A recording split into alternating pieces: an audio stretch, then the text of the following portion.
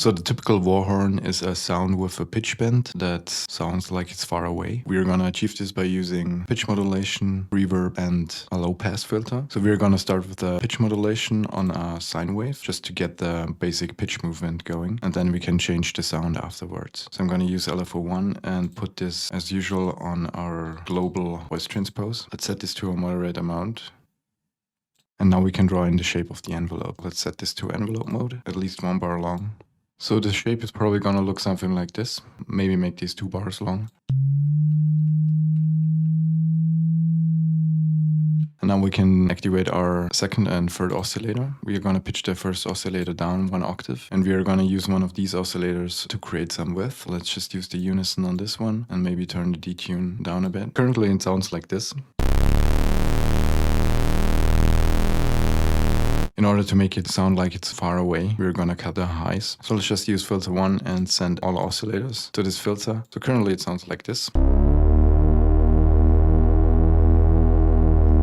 Now we can go to the effects section, enable our distortion to make it a bit more aggressive and gritty, and then we can cut certain frequencies away afterwards again. Now I want some sort of low frequency EQ movement, so I'm gonna use the EQ here and use the mid band, and I'm gonna automate the cutoff with our LFO1. Whenever the pitch changes, our boost in the low end changes as well. I'm gonna reduce the output here. Now I'm gonna place a low pass filter again. We're gonna adjust this later on, but for now we are gonna use the reverb. The reverb is gonna be the most important effect here to make it sound like it's far away. We're gonna crank the mix up quite a bit and also increase the size, and we're gonna cut the highs here as well. Place a compressor after vital.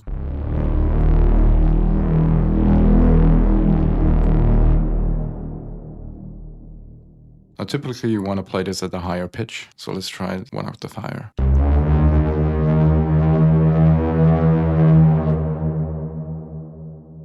So this is already pretty much the sound that we're going for, but we can make some minor adjustments. One thing that you can do is you can use LFO1 and use it on this filter here and just give it a bit of movement, so whenever the pitch rises, we let more of the highs through. You can play around with the settings here, but I wouldn't push it too far because it shouldn't be audible that there is a filter movement going on. You can also increase the attack on the master envelope to avoid any clicks and smooth the sound a bit at the beginning.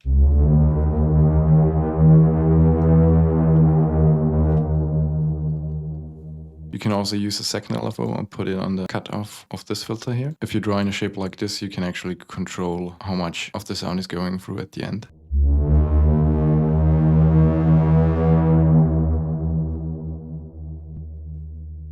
You can actually also use the reverb at the 100% mix if you want.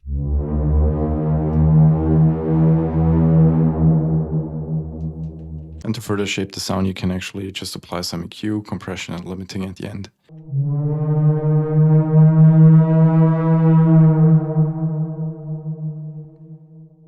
And it's also fun to play around with the pitch. At a really low pitch, it sounds more like a Brahms.